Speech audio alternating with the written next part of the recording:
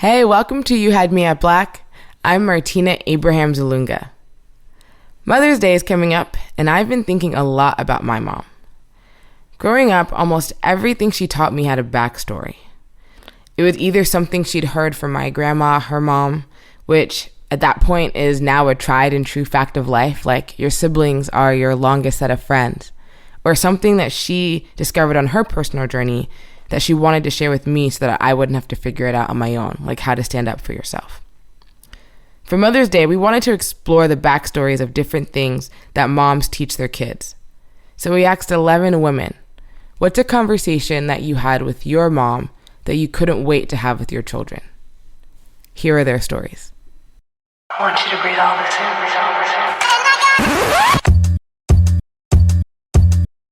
in. You're listening to You Had Me at Black. Black. Right in the heart of the city. Black. Man, Black. listen, man. Black.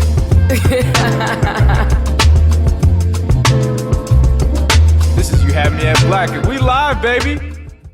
First up is Malika, a 31-year-old woman from the Bay Area who's been a mom for 5 years. Growing up, I wasn't really around many people who looked exactly like me or prayed like me or came from similar backgrounds like me. One day in 3rd or 4th grade, there was like a school book fair, and most of the kids had plans to come to school in their favorite Disney character. And of course, back then, there were no Princess Tiana. My mom told me and my sister that we were going as Mufaro's beautiful daughters. I was lightweight mortified. Just the thought of standing out made me sweat. She marched into my classroom with her African drum, her African clothes, and the book. Needless to say, the whole production was like such a hit. And later on, my mom told me, and I'll never forget, she said, never be ashamed of who you are and where you come from, and not to let anybody ever make me feel less than because I'm different. She told me that we are all created differently for a reason, and that my differences make me exactly who God wanted me to be. It was in those moments that I began to see myself a whole new way. Being different never felt so good, and she always went out of her way to celebrate who we are. I want to do the same exact thing for my kids. Next, you'll hear from Janine. She's 34, lives in Brooklyn, and has been a mom for 2.5 years. It wasn't a specific conversation that I remember having, but there is a specific type of conversation that I used to have with my mother when I was going through puberty and emotions and feelings and all types of things, where we would write letters to each other. We lived in the same house, but sent notes to each other, usually in the evening, probably like a page or two long of just what I think I started the whole thing. I would send her messages about how I was feeling or how my day was or what I was going through. And she would write letters back, maybe the same night or a different night, and she would just slide it under my door. And we never spoke about it in person. It was just like a pen pal conversation, a pen pal communication that we had with each other, where we would get our feelings out and not necessarily discuss them during the day. But that time and that communication was so invaluable to me because I felt that I was being heard. I felt that she was holding space for me and my feelings. I felt that she cherished and confided and allowed me to confide in her in ways that we couldn't do in person. And we never spoke about it. Even to this day, we haven't spoken about what was written in those letters at that time. And I think it lasted for a few years. And I hope to have something like that, or whatever they want to do with my 2 daughters, where if they don't feel comfortable in a space to speak to me directly, they find the outlet to communicate with me what's going on with them. And maybe it'll be a hologram by the time they're teenagers. Who knows? But I appreciate the type of communication and the type of conversations that I had with my mother at that pivotal time in my life. This next woman has been a mom for 9 years. Her name is Shahida. She's 35, and she's from Oakland. My mother always made it a big deal about the importance of really loving myself. Like, I can remember her telling me, like, before you fall in love with anyone else, make sure you have fallen in love with who you are and working on who you are and who you want to be, and just really taking, self-reflecting on what makes you amazing and figuring out how to make it even more amazing, and sharing that amazingness with everyone else, people who are deserving, of course. And naturally, you'll choose the right people to love once you have really, really taken the time to love yourself. And she taught me how to work on that by journaling. At a very young age, my mother gave me a journal and told me, write your feelings, write how you feel, write positive things, write down things even when you don't feel so positive, but always figure out a way to turn it back onto love and loving on yourself. So I've been working on cultivating that message with my daughter and sharing that message with my children, specifically my daughter, and just always making sure that they love them first. And when you love on yourself, you will naturally love on those who are deserving of your love. Next up is Diamond, a 26-year-old from North Carolina who's been a mother for 5 years. A conversation that my mom had with me when I was growing up was to never, ever, ever rush the process. And I cannot wait to have that conversation with my children, because it's so important to savor each moment, every moment of life, every moment of your age. Never rush being 21, never rush being 25. God knows I'm on my way to 30. So, I didn't understand it then, but I value everything that she taught me now that I'm older, and I wish that I can go back and really apply what she said. I was like, oh, okay, mom. But I really want to be able to have that talk with my kids and let them know, why it's so important that, you enjoy every stage of life that you're in to the fullest. You really savor each and every moment of that. Be present in the moment. Enjoy the day and enjoy being in school. Enjoy just doing homework and being able to get off of school and just play at the playground, or just have that time with your friends before those bills kick in, before, just life comes in. Everybody wants to rush to be an adult until you're an adult. And then, we all look back and say the same thing. Oh my gosh, I wish I was a kid again. So, that's one of those things that, you grow up hearing from your parents, and that I can't wait to have that conversation with my child. And just let them know how beautiful, the process of life is. And, not to take it for granted. Thank you, Mom. Our next storyteller is only 4 months into her motherhood journey. Next up is Morgan, a 32-year-old from St. Louis. Very early on, I knew that my mother was very uncomfortable when it came to anything related to sex. So with that, I would find ways to bring it up just to make her uncomfortable. One time I asked what a virgin was, and she told me someone who never kissed before. Another time I asked her what sex was, and she broke out this book from 1976 about human anatomy, showed me a fertilized egg, and closed the book. As my daughter grows, I want to be open to conversation and also teach her some things while I'm unlearning some things. And I know my daughter won't come to me for everything, but I do hope that in some way, I'm able to help her with creating a healthy sexuality. Next up, you'll hear from Marilyn, our most seasoned mom today. She's 55 years old and has been a mom for 28 years. At a very young age, my mom explained to me, talking to God can change my life. She taught me praying to God is talking to God. What I learned from my mom that I couldn't wait to teach my children is the power of prayer.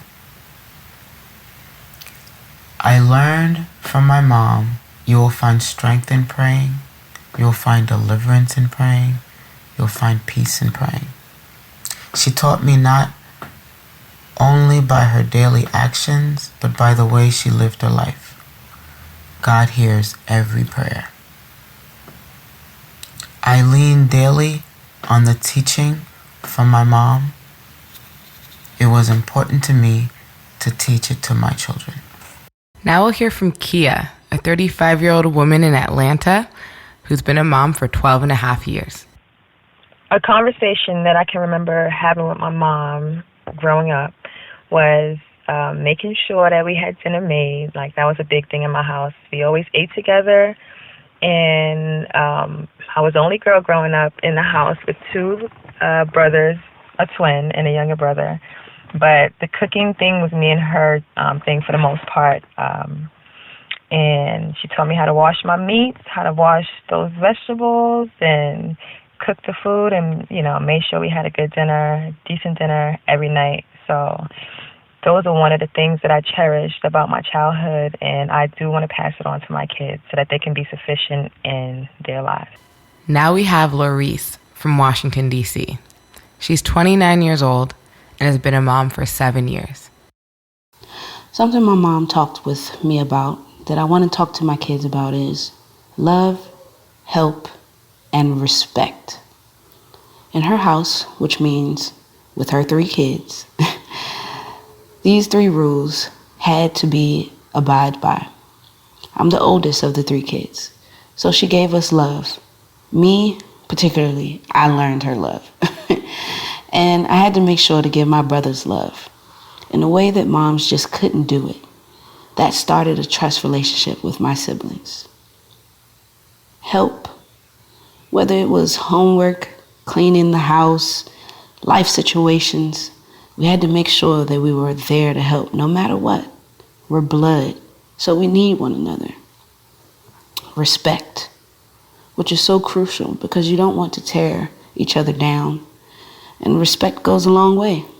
If you respect yourself, you will know how to respect others. And it's not just given, it's earned. Something I wish my mom would have talked to me about, that I will be sure to talk to my kids about, is how powerful the mind is. I mean, of course, my mom told me you can be anything you put your mind to. But affirmations and meditation, centering your mind, and not giving the power to other people to put you down. Speaking to yourself and believe in yourself. Don't depend on people for what you can do yourself. You are strong, you are powerful, you are smart, you are beautiful, you are prosperous. Just a few. We as humans want to feel love and be with someone that makes us feel special.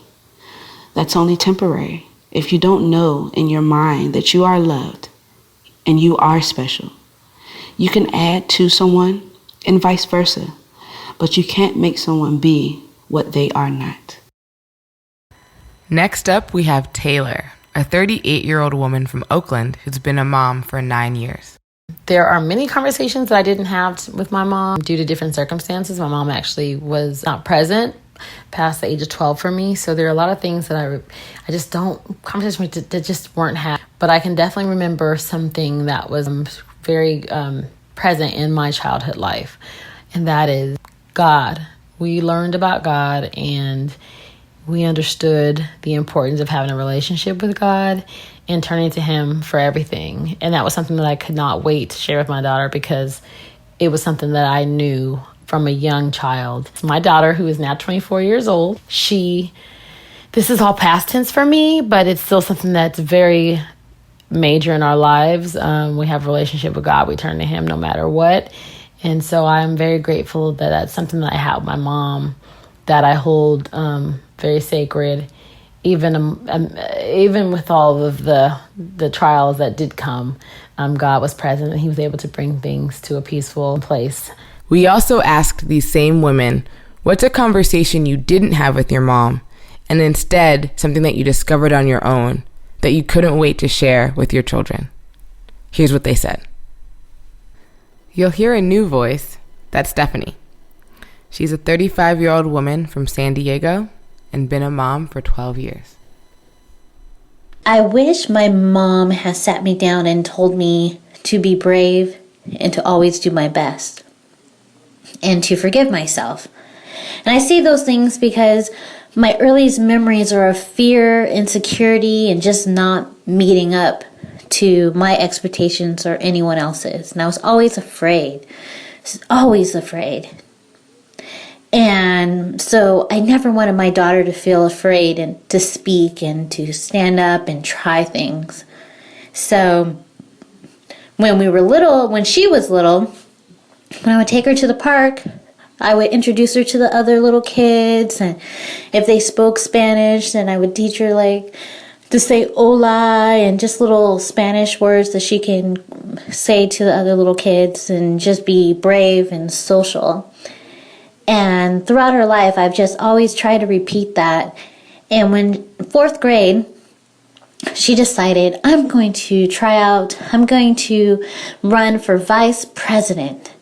And she ran for vice president, and she did her best, but she lost. And I remember when she lost, I told her I was proud of her for doing her best, and, next year she can run for president because, the older you get, I told her, the easier it gets, because most people stop competing because they're afraid and they think it's hard. And as you get older, less people try. So the next year, she said, it's election time, and I'm going to run for president. And I said, okay, let's do this, girl. Let's do this. Let's run for president. And she put in her best effort. She came up with a campaign slogan. She told them, we're going to have suggestion boxes. And she had her headshot put on and her poster that she made herself, and just went full effort, probably double the effort she did in 4th grade.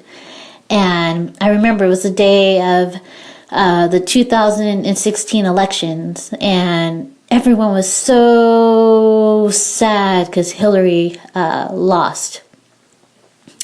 And she came home and she said, but I won. And she was the school president. And I was like, yay! I was already proud of her, whether she had won or not. But I was so proud of her that she put in the effort. She took the risk after a defeat because she was brave and she did her best. So that was the conversation I couldn't wait to have with her. And I tried to have it with her as many times as possible. I did not have conversations with my mom about confidence, self-love, and just really being in love with yourself. There were not many conversations of this, and it took many years and therapy and just different situations for me to kind of learn on my own that I am the prize and that I should have nothing but love for myself. And I did make it a point to share with my daughter from a very young age that she was beautiful, she was smart, she was kind, and that she needed to know that she was special. And that was something that, I felt was important as a mother to pass on to my daughter, so she would feel encouraged and feel beautiful and feel like she's a good person. She needs to love herself. That's something I did not learn, but I was able and anxious to share with my daughter. Even though I was a young child, raising the child, I still knew. And I think a lot of that comes from having the roots of a spiritual background and having God, because you're faithful and obedient. A very important conversation that I've actually been thinking about preparing myself to have with my children that I really wish my mother would have had with me is letting them know all that it takes for me to be who I need to show up to be for them.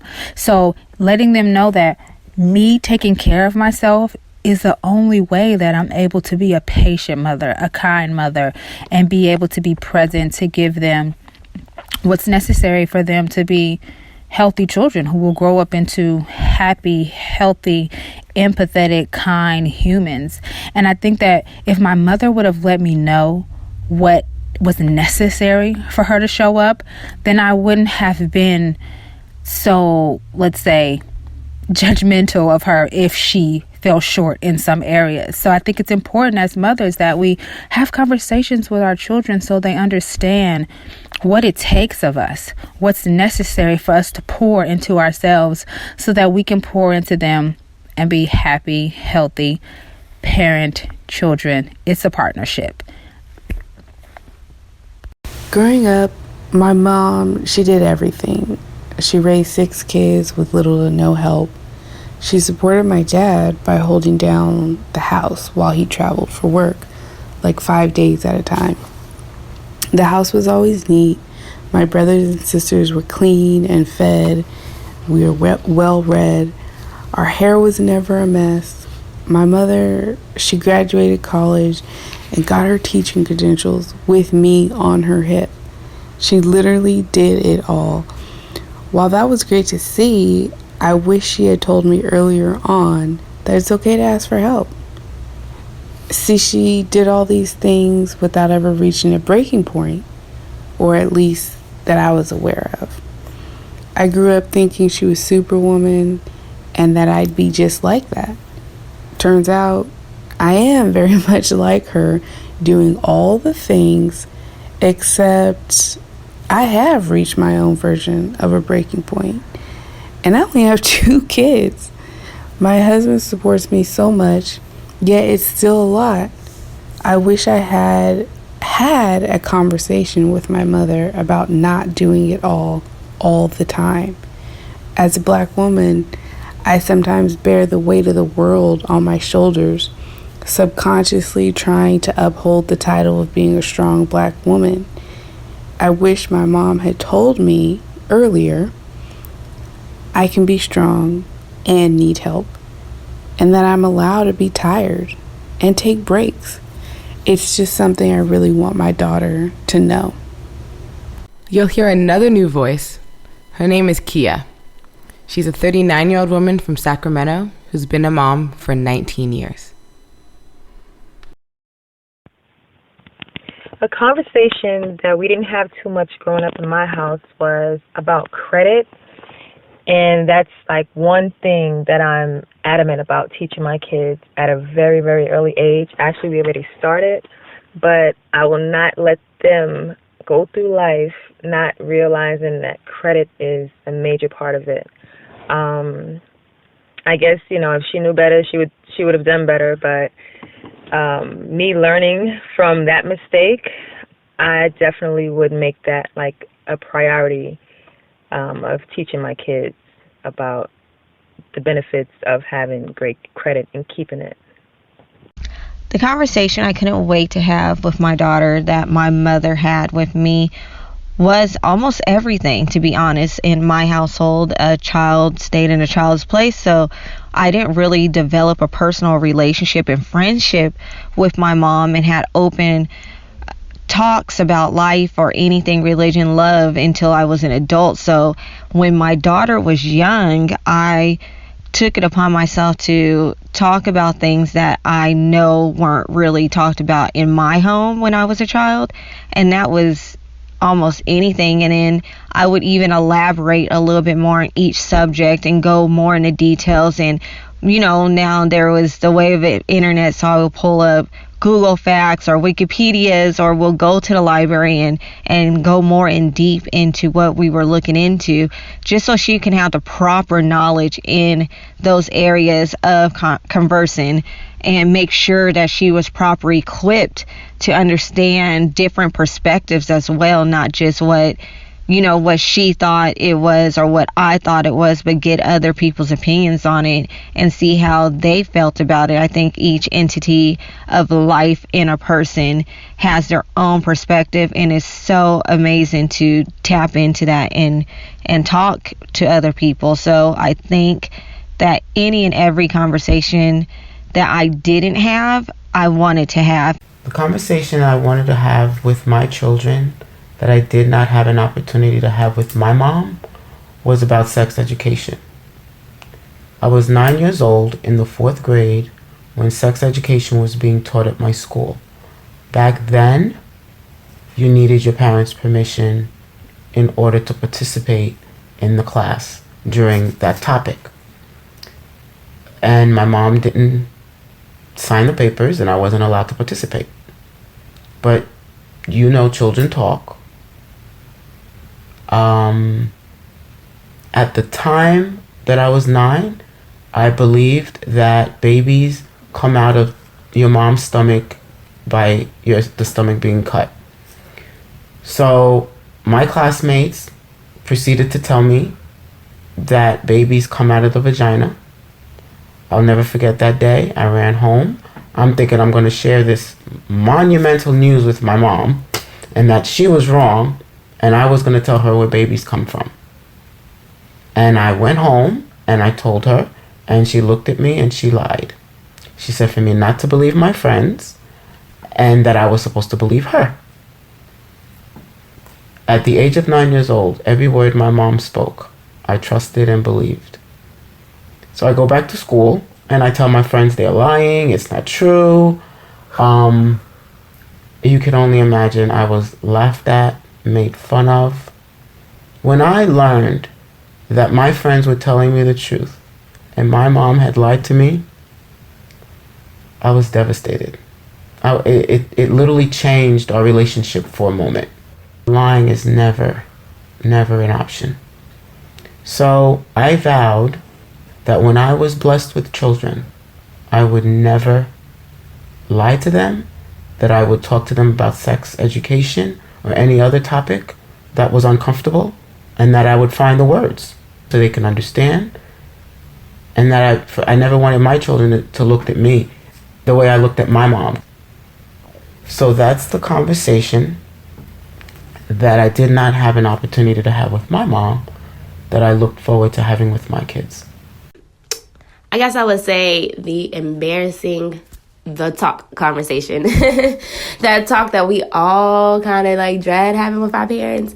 I never really had it, but my mom always had a way of like saying things without really saying it, so things not to do. I mean, I turned out fine. I kind of learned things the hard way, as a lot of us do when we don't really have that open conversation. I want my child to hear the talk from me, so they know about their bodies, they know about what you should and what you shouldn't do. I want them to feel comfortable talking to mom and dad, but mom. And I just want it to be an open conversation in my house where if my children ever have questions, that they like, okay, I could go to mom because I know that mom is gonna she's gonna explain this to me. A conversation I didn't have with my mother was specific to birds and the bees, or sex, or sexuality, or sensuality, all those things. I grew up in a Christian household and a Jamaican household, and that's just a formula for things being taboo and off the table and things you don't discuss. So I did not have those types of conversations with my mother. And I will have those conversations with my daughters. I start them as soon as we recognize what's going on. I mean, it starts with potty training, honestly. There are conversations that we have about our vagina. When I was younger, we called it our privacy. And that's just a little seedling that I'm noticing that could make things taboo or things we can't speak about or off the table. So starting conversations early and not keeping things off the table, and let's talk about how we feel or how things are feeling, and speak up about what feels good and speak about what doesn't feel good. And that will lead into, I hope, lead into free and flowing conversations when it comes time to ask questions about sexuality and sensuality. Growing up, I desperately wanted to be liked. And my mother would always warn me about being a follower and push me to be an individual. But it took me learning the hard way for me to understand and really get to know myself and be myself.